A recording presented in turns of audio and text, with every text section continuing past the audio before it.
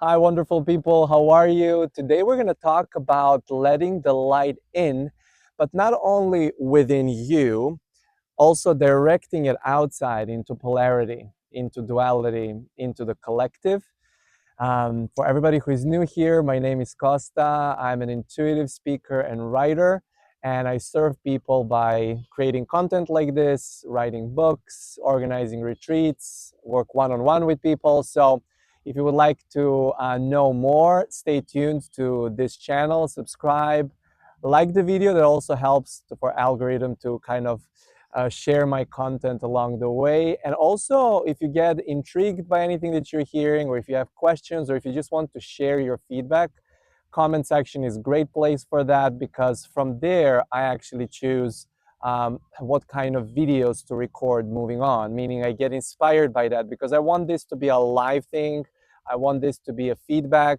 I'm in this work, so to speak, 24/7, but it's always so nice when it's directed by someone, and I would love that someone to be you. So thank you for being here, and let's dive into this comment. This comment was on my last video. If you haven't seen it yet, it's called Being Human is Super.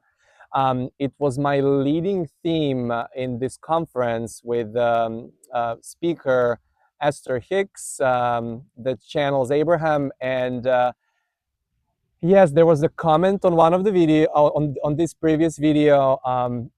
It said, "Anchor of certainty mirrors, and the light in me sees the light in you." That was the highlight on a minute 27 of that video that this dear friend highlighted over there, and I wanted to talk a little bit about that.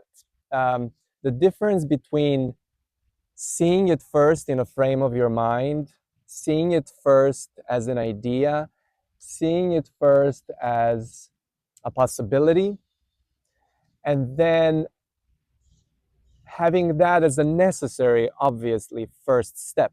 Meaning, if we cannot conjure it in the frame of the mind, if we cannot see it first in the frame of the mind, and then if we cannot bring it into the feeling place, it cannot show itself, right?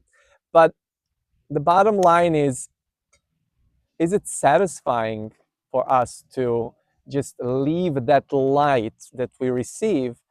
Is it satisfying for us to just live with that possibility or probability of it? Or are we not going to stop until it shows in a physical reality?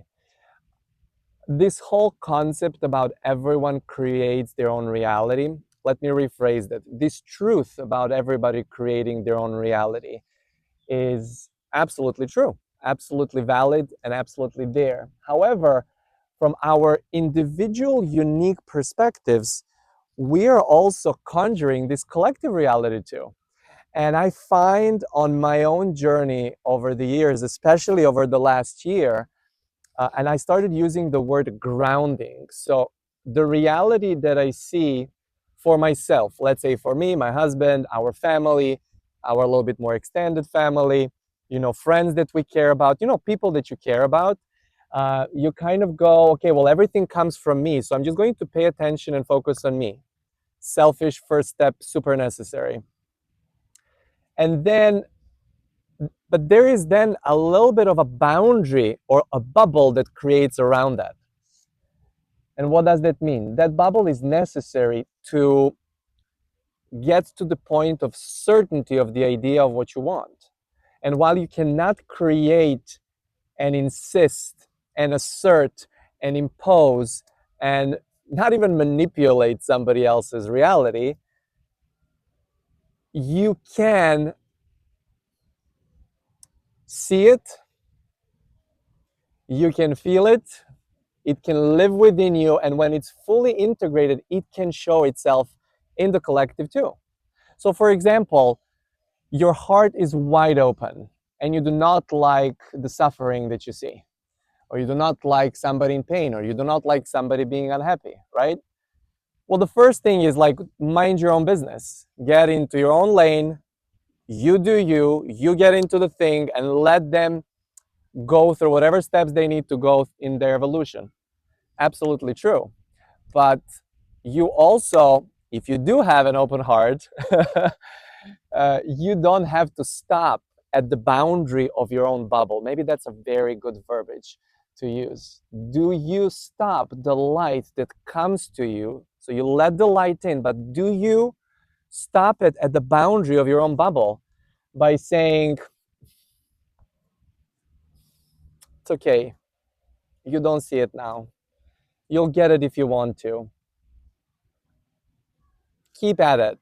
In other words, do you feel like your light stops at your boundary because you're respecting somebody else's process in that way? And again, you cannot assert, you cannot insist, but what can you do? What can you do when you let all of that light in? And let's say you see somebody in health that doesn't see themselves in health. You see somebody in wealth that doesn't see themselves in wealth, or in a good relationship, or whatever it might be. What can you do? How can you be of service? You can offer. Can you offer? Can you keep offering?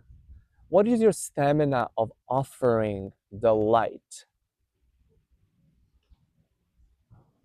And it's okay if the stamina is 5 minutes a day. I have capacity to do it.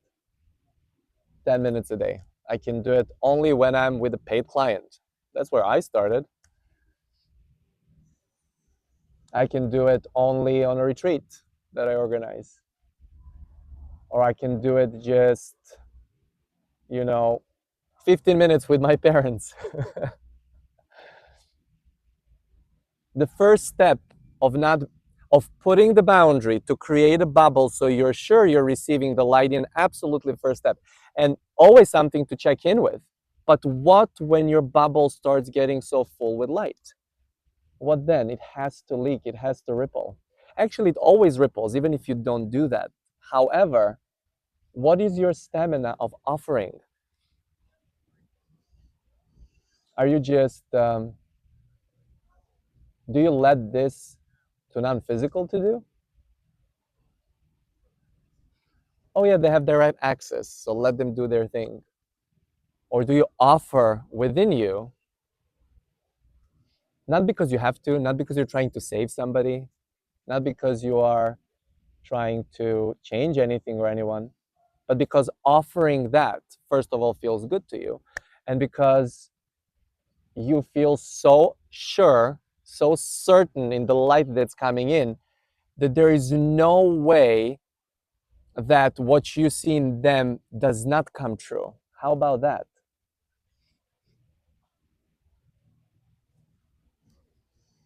How about that your offering has nothing to do with saving them, but it has everything to do with seeing what they want and continuously offering, continuously offering. And yes, we can do that in our physical body too. And actually, it's so much more potent when a human ripples that out from the body, speaking, authentically speaking,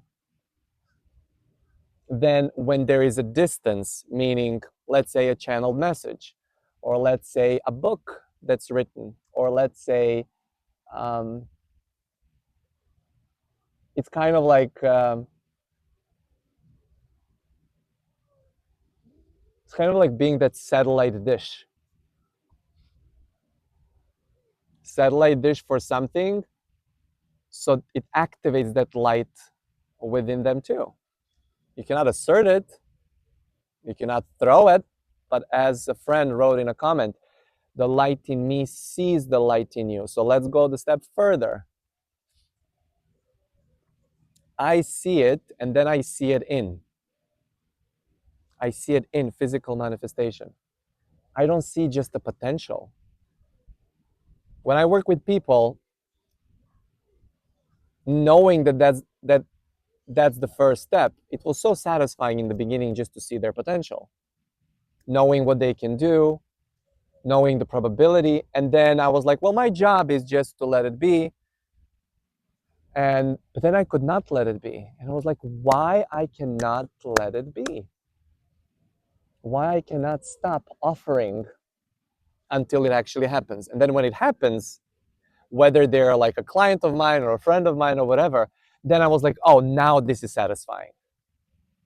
It's satisfying, like the satisfaction of having an idea, seeing what's in their vortex, um, seeing the light in them before they see the light in themselves has literally, it's like a 1% satisfaction compared to when they realize it. I find it equally, sometimes even more satisfying than when I realize something, because I'm like, oh, well, I'm doing it and it makes sense. And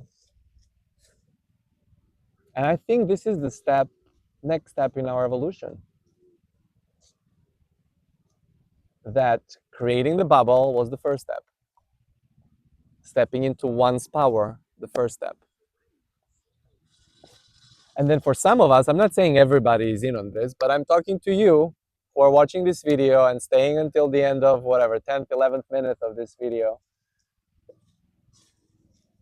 Is this you? I'm talking to everyone with an open heart. I'll talk more about it maybe in a separate video about open heart and a boundary, and how we did not have a boundary. We had an open heart before, and that didn't get us places. But then we put the boundary in our own bubble, and we say, I'm enlightened, or this is perfect.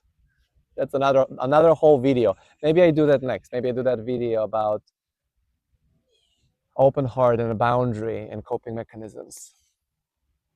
Thank you for communicating to me even without the comments.